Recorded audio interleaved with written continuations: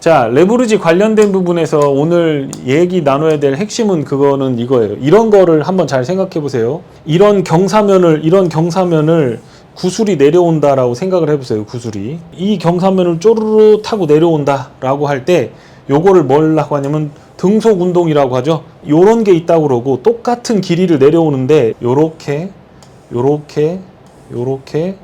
했다고 쳐요. 그러면 여기서 이제 공을 하나 여기서 떨어뜨린다고 생각을 해보세요. 요렇게 간다 그러면 요 차이가 있는 거예요. 자, 이렇게 가는 건 이거는 1배입니다. 1배고 3배짜리라고 보시면 됩니다. 그러니까 지금 우리가 이해해야 되는 거는 수학적인 플레이가 레버리지에 어떻게 작용하는가라고 하는 거에 대해서 얘기를 하는 겁니다. 그냥 이건 일정한 속도로 또르르르 굴러 내려와요. 똑같은 길이를 내려올 때, 요 높이를 여기서부터 여기까지 내려올 때, 여기서부터 여기까지 내려올 때, 똑같은 높이를 내려올 때, 요거는 어떻게 보면 더 먼 거리를 돌아오는 것 같죠. 이렇게 돌아오는 것 같은데 어떤 놈이 더 빨리 내려올 것이냐라고 했을 때 요게 더 빨리 내려온다라는 겁니다. 왜 그러냐면 처음에 시작할 때 뭐가 붙는 겁니까? 가속도가 붙기 때문에 그렇습니다. 가속도. 이 가속도에 대한 이해가 없으면 레버리지 투자는 망한다라는 거가 핵심입니다. 차트를 한번 보여드릴게요. 1배짜리입니다. 1배짜리. 5천만 원을 투자하는데 10% 하라면 5,500이 되죠. 5,500만 원이 되죠. 한 번 사이클이 5,500이 된다라는 거예요. 그런데 지수가 여기서 11% 하락을 하게 되면 11%가 깎이죠. 11% 깎여서 실제적으로 보면 그러니까 똑같은 예를 들어서 지수가 나스닥 2만이야. 지금 2만이라고 보자고요. 2만에서 지수가 10% 하락을 했어.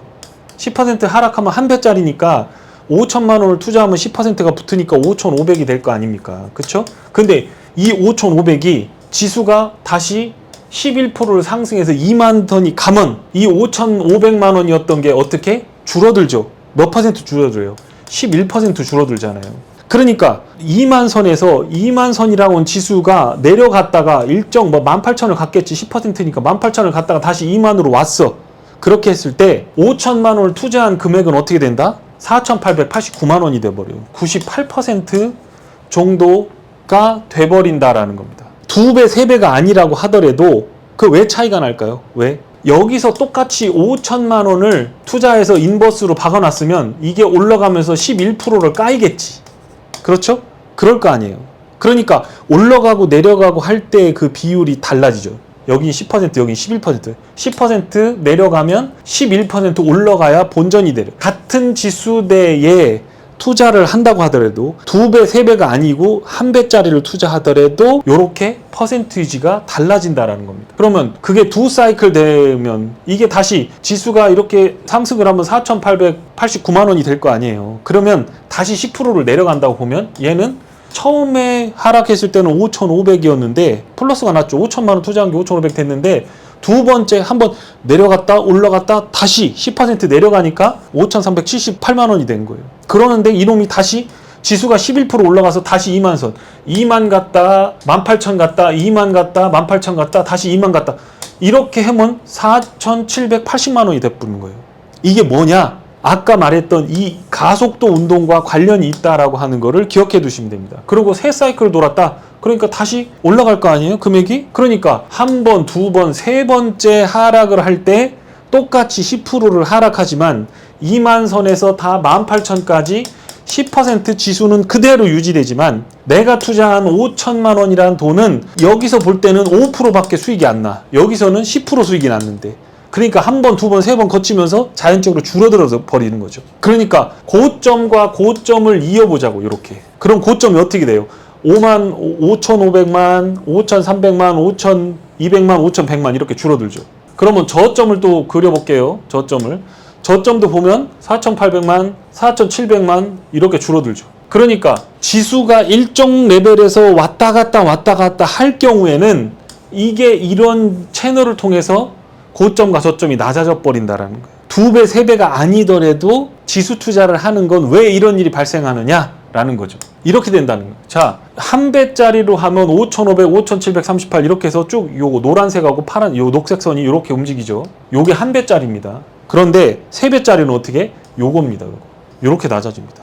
그러니까 한 번 내려가고 올라가고, 두 번 내려가고 올라가고, 세 번 내려가고 올라가고, 네 번 내려가고 올라가고. 그러니까 지수 투자를 하는 것 자체는 종목하고 다르게 주식은 2만 원에 사놓으면 그냥 2만 원 되면 본전이야. 그런데 지수를 투자하는 건 어떻게 된다? 가만히 냅둬 뿌리면 레버리지는 더 급격하게 감소하지만 레버리지가 없는 것도 다 감소해버린다. 그러니까 한 번, 두 번, 세 번, 네 번 하면 할수록 돈이 쭉쭉쭉쭉쭉 줄어들어 버리지. 그게 뭐예요? 그래서 인버스를 투자할 때는 가장 중요한 게 뭔다? 변동성이다. 변동성이라는 건 뭐예요? 야는 왔다 갔다 똑같이 10%를 하긴 하지만 변동성이 20%씩 30%씩. 그러니까 SQQQ나 TQQQ를 하게 되면 3배짜리잖아요. 그러니까 변동이 10% 움직일 때 얘는 30%씩 움직이지. 그러니까 레버리지를 투자할 때는 반드시 뭐부터 봐야 된다? 진폭이 작은 데로 가야 돼. 여기서 매수해야 돼. 무조건. 응? 좀 이따 차트를 보여드릴 건데 그거를 명확하게 이해하지 않으면 안 된다. 가장 좋은 건 뭐야? 진폭이 작을 때 사야 된다. 변동성이 작은, 기초 자산의 변동성이 작은 구간에서 사야 된다. 그래야만 버틸 수가 있고 자산이 녹질 않는다. 그러니까 이렇게 차트가 내려가는 이 구간에서 사잖아요? 주로 인버스든 레버리지든 마찬가지야. 자산이 이렇게 올라갈 때 여기서 사서 여기서 팔려고 하잖아요. 그럼 이때는 주식이나 지금 같은 구간 지수가 올라가잖아요. 그러니까 이때는 레버리지로 지수 투자를 하는 것보다 선물 옵션 투자를 하거나 옵션을 윗방향으로 지르는 것보다 뭐가 낫다? 주식을 그냥 복리로 사서 이 변동성이 금액을 녹이지 않는 걸로 투자하는 게 가장 중요하다. 그래서 하방으로 투자하는 거, 지수를 투자하는 건 윗방향이 아니라 아랫방향일 때만 쓰는 게 유리하다라고 하는 거예요. 첫 번째 뭐다? 변동성이 작을 때 투자해야 된다. 그러니까 이렇게 내려갈 때 여기서 잡아서 이렇게 갔다가 이렇게 오잖아요. 여기 갔다 이렇게 오잖아요. 지수는 여기가 예를 들어 18,000이었어. 여기가 16,000이야. 근데 왜 내 거는 마이너스지? 이렇게 나올 수밖에 없어요. 그거의 원리는 뭐다? 가속도의 원리고 최초로 내려갔다가 이렇게 갈 때 여기도 5,000이고 여기도 5,000이 금액이 태워지면 전혀 문제가 안 된다는 거예요. 자, 이거 보세요. 자, 2만 선에서 200포인트씩 끊는다고 봐봐. 그럼 이거 1% 움직이죠? 그렇죠? 근데 이게 만선으로 하룻밤 안에 만으로 내려갔다고 봐. 만으로 내려갔다고 봐. 그럼 200포인트 오르면 200포인트가 예를 들어서 움직였어. 그럼 이거 몇 퍼센트예요? 2%지. 그렇지? 그런데 이때는 5천만 원이라고 하는 돈을 투자해서 몇 프로를 먹는 거요? 200포인트 내려갔을 때 1%를 먹는 거잖아. 그런데 여기로 내려왔어. 10,000포인트가 됐어. 200포인트가 됐는데 이 돈이 5,500만 원이 반토막이 났으니까 돈이 이거보다 훨씬 커졌을 거 아니야. 레버리지 막 쳤다 그러면 막 이게 한 1억 5천 됐을 거 아니야. 네? 1억 5천이 됐는데 그놈은 이놈이 200포인트를 움직인다. 그러면 여기서는 2% 움직이는 거야. 그렇죠? 그러니까 금액은 더 커졌고 이게 방향이 밑으로 내려가야 되는데 그럼 뭐예요? 레버리지 효과가 나면서 팍팍팍 하면서 여기서 200포인트 내려가는 것보다 여기서 200포인트 내려가는 게 훨씬 더 자금이 많이 불어나지. 그러니까 추세를 쭉 타다가 끝에서 기가 막히게 탁 팔아버려야 그래야 돈이 많이 벌리겠지. 그런데 반대로 이거 2만 선에서 10,000이니까 1200까지 올라갔어. 이렇게 띄고 올라갔어. 그래봤자 지금 9,800포인트가 내려온 거 아니야. 그렇죠? 그런데 어떤 효과가 일어난다? 1억 5천이 돼 있는 거에 2%가 마이너스가 나버려. 그러니까 금액은 커지고 퍼센트도 커지고 그렇죠? 여기는 금액은 작은데 퍼센트도 작고 그러니까 증가를 할 때 어떻게 증가를 합니까? 자금이 증가를 할 때 요렇게 하고 요렇게라고 봤을 때 이게 Y= X 그래프야. 1대1로 가는 등속도 운동이라고 봐요. 등속도 운동으로 쭉 가는 거야. 이 차트야. 그런데 처음에는 어떻게 간다? 그게 이렇게 움직여서 이렇게 간다는 거야. 그러니까 맨날 여기서 왔다 갔다 하지? 그러면 0으로 수렴하는 거야. 그러니까 요걸 넘어섰다. 그럼 여기는 레버리지가 완전히 쌈박해지는 거지. 그러니까 요 부분을 요 차트에서 어느 순간 되면 이것보다 이게 커지는 거지. 그 포인트를 찾아내는 게 레버리지 투자의 핵심이다. 이렇게 보시면 돼요. 정리할게요. 변동성이 그러니까 지수가 이렇게 가다가 이 지랄 할 때 여기서 타야 돼. 레버리지 윗방향으로 할 땐 이렇게 하다가 이렇게 갈 때 여기서 레버리지를 투자하는 건 아무 문제가 안 돼.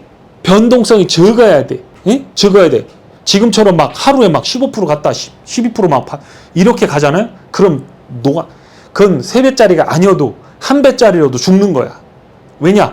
플러스 나서 자금이 큰 상태에서 올라갈 때는 더 많은 비율로 올라가 버리기 때문에 그래프가 박살이 나쁘는 거야. 함수가 이렇게 되는 가속도의 함수라고. 그래서 변동성이 작을 때 투자를 해야 된다. 그리고 최대한 빨리 꺾어지는 게 최고 좋다. 한 번, 두 번, 세 번에서 왔다 갔다 하잖아요. 그러면 죽는 거야. 그러면 이렇게 왔다 갔다를 하고 있는 상황에서는 어떻게 해야 되느냐? 일정한 지수 대역에서 냉가격을 보충해 주듯이 여기다 자금을 계속 넣어줘야 된다라는 거. 자금을 넣어줘야 돼. 그렇지 않으면 이거는 나중에 나는 한 18,000 이번에 들어간 게 18,000 정도면 플러스 날 것 같아. 근데 다시 내려갔다 올라왔어. 그럼 이거는 16,000 돼야 돼. 그 다음번에는. 그런데 요 10% 정도를 여기다가 자금을 또 태워줘? 그럼 다시 18,000으로 올라오는 거야. 그 운동을 해줘야 돼. 밑에도 마찬가지야. 주식도 밑으로 내리면 계속 사면 먹는 다음에 레버리지로. 레버리지 차트를 할 때는 항상 여기서 이렇게 들어가야 된다는 거예요. 그게 핵심입니다. 그래서 제가 그걸 차트로 그려봤어요. 이제 2배, 3배로 내려갈 때 이 다리는 그냥 쭉 내려오는 겁니다. 인버스로 가정했을 때 쭉 타고 내려왔을 때의 수익률을 이렇게 나타낸 겁니다. 그러니까 가장 중요한 건 첫 번 1배짜리냐 2배짜리 3배짜리냐는 거 어떤 걸 결정한다? 변동성을 결정하는 거기 때문에 지수를 투자한다 라고 할 때는 올라갔다 내려갔다 올라갔다 내려갔다 이거를 진폭이 작아야 된다.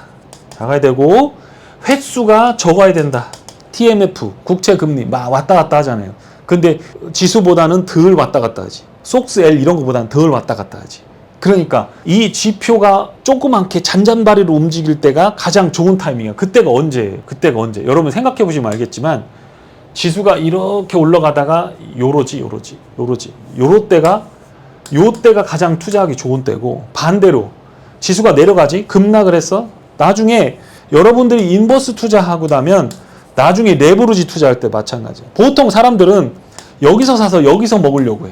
여기서 사서 여기서. 반대로 인버스도 여기서 사서 여기서 먹으려고 해.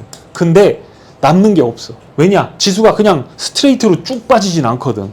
요렇게 빠지거든. 그러면 여기서 사서 비록 여기까지 온다고 해도 여기서 사서 올라갔다 내려갔다 하잖아요. 여기서 못 자르잖아. 여기서 더 쳐주고 아까 말했잖아. 올라갔다 내려갔다 할 때 여기서 위에서 물을 태워주고 냉각수 보충하듯이 그렇게 안 해주잖아. 붙잡고 있잖아. 그러면 여기 와서 내려왔는데 별것도 아니네.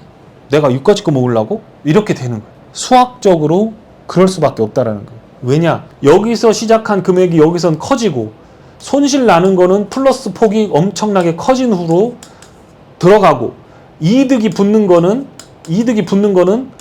자금이 여기보다 작아진 상태에서 똑같은 폭을 내려와도 여기서는 가속도가 붙는 플러스가 큰 거가 붙고 여기서는 가속도가 작은 마이너스 폭이 되니까 여기 들어와서 똑같은 저점에 와도 이거는 똔똔이 되질 않는다는 거예요. 그래서 추세 투자를 하기 위해서 지수를 투자하는 거예요. 나이브하게 생각하시면 안 돼요. 요걸 한번 볼게요. 요게 지금 뭐냐면 이게 지금 뭐 같아요? 나스닥이죠? 이게 TQQQ 나스닥. 그러니까 나스닥이 전고점에 왔죠. 근데 TQQQ 사면 된다며. 막 사면 된다며.